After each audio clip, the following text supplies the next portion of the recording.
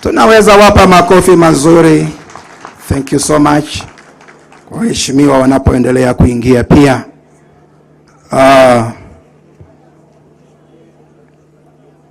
want to call upon my brother here. Asante sana. Tunaendelea kushukuru wageni ambao wanaendelea kufika. Kwa saa hizi Mheshimiwa Spika wa Bunge la Kitaifa, Mheshimiwa Moses Masika Wetangula ameweza kufika kwa ibada ya siku ya leo. Tuko na Mheshimiwa Gimose MP wa Hamisi ameweza kufika. Tuko na ndugu Francis Atuoli Secretary General Kotu ameweza kufika. Na pia tuko na Madam PS Inyangala ambaye ameweza kufika. Asanteni.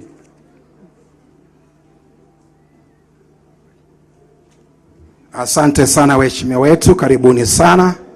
Thank you for coming to mourn with us, the people of Lugari.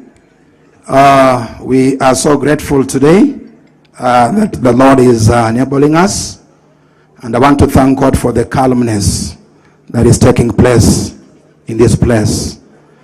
As per our program, I want to call upon one who will be taking us, that is Jack, the Eulogy.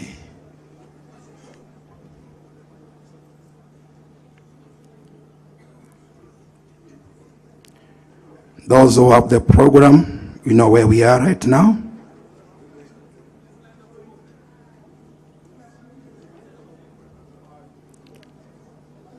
Jack.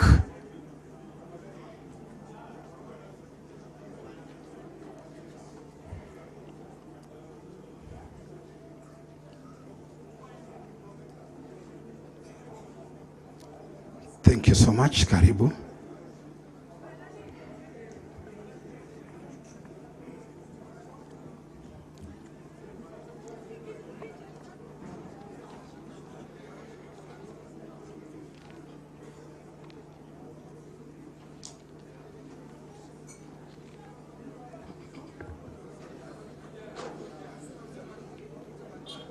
We are receiving the eulogy of Honorable Cyrus Jirongo.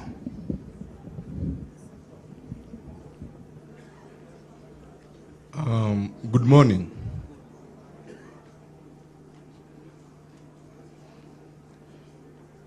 Good morning again. My name is Jake Lihakasi Jirongo. I am Zez's son, and I'm here to read the eulogy. So let me begin. Today, we gather not merely to mourn the passing of a man, but to celebrate the life that was lived boldly, fully, and without apology.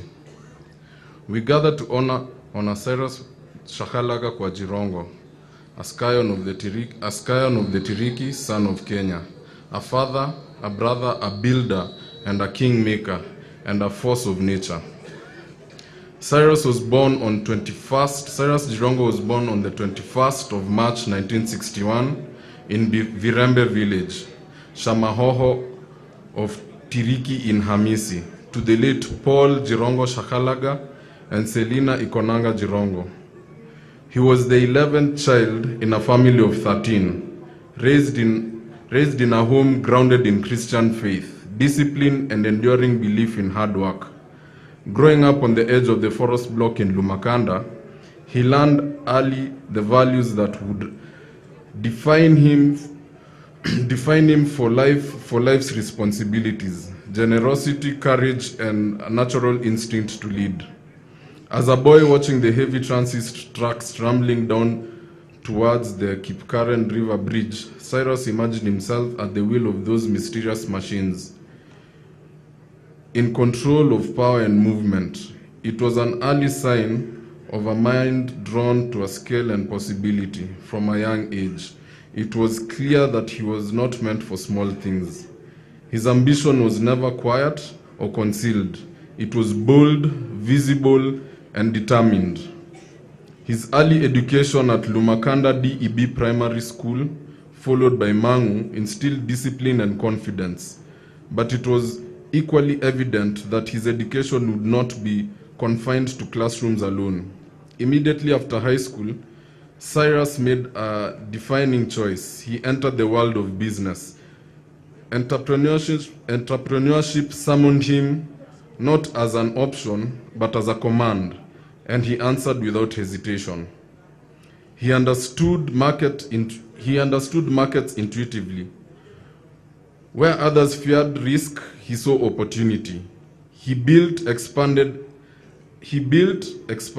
failed, and rose again, and built bigger.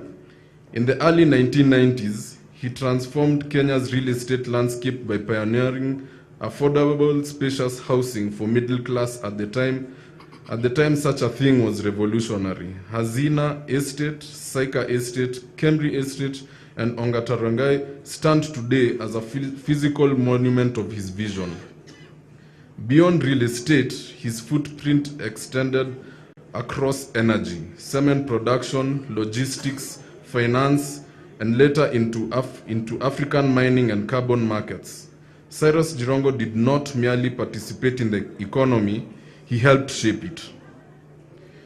He believed the enterprise was not only about profit, but about dignity, jobs, and opening doors where none had existed.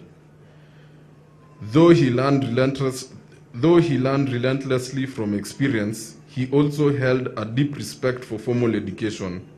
He believed that knowledge was the one possession no one could ever take away.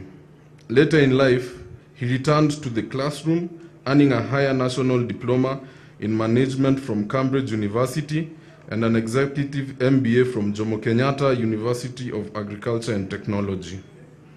It is, however, in public life that Cyrus Jirongo became a national figure in 1992.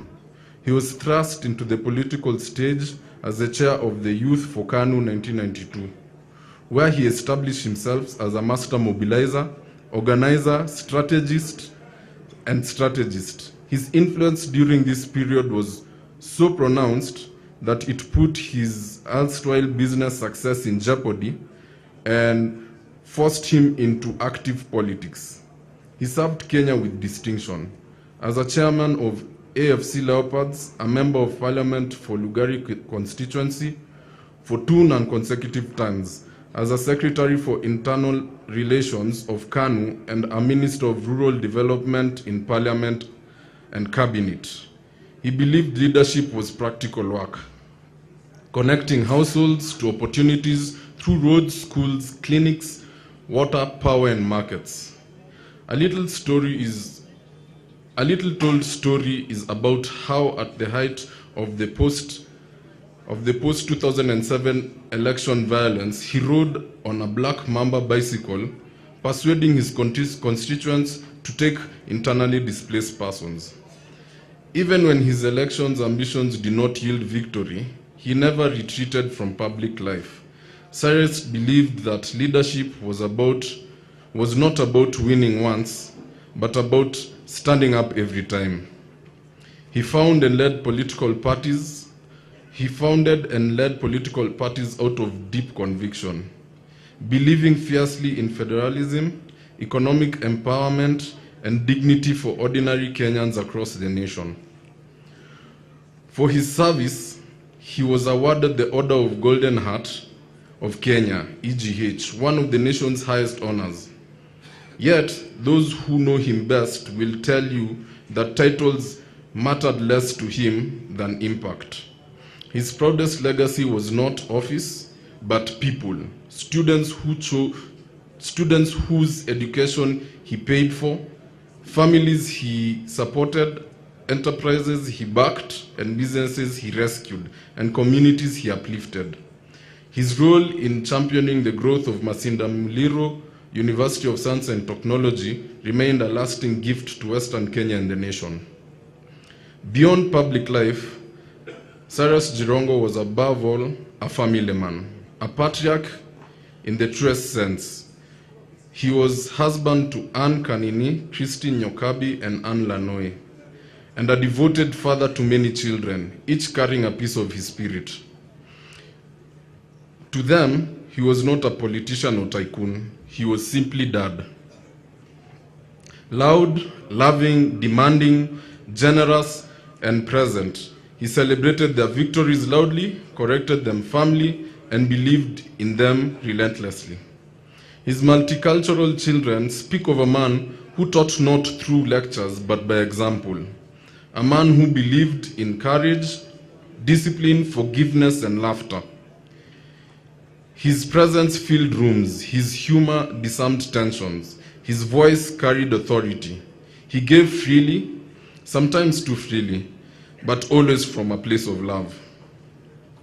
To his siblings, Cyrus was more than a brother. He was a pillar, a shield, a provider, and a pathfinder.